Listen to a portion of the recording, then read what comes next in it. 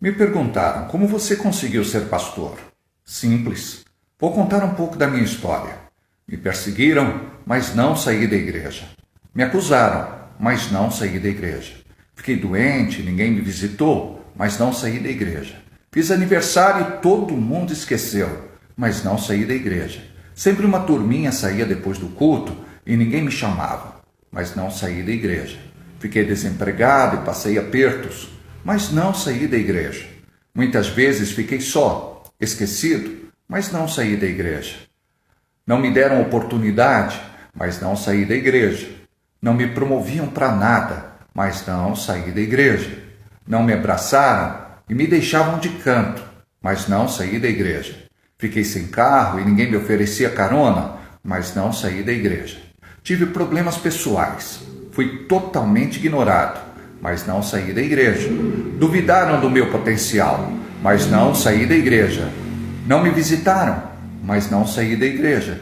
Não aceitaram minhas ideias, mas não saí da igreja. Ninguém me convidava para nada, mas não saí da igreja. Às vezes fiquei deprimido, mas não saí da igreja. Sofri preconceito, mas não saí da igreja. Me desprezaram, mas não saí da igreja. Quem eu ajudei me abandonou, mas não saí da igreja. Fui traído, mas não saí da igreja. Muitos foram ingratos, mas não saí da igreja. Quando errei, não fui compreendido, mas não saí da igreja. Quando me arrependi de alguma coisa, não me perdoaram, mas não saí da igreja.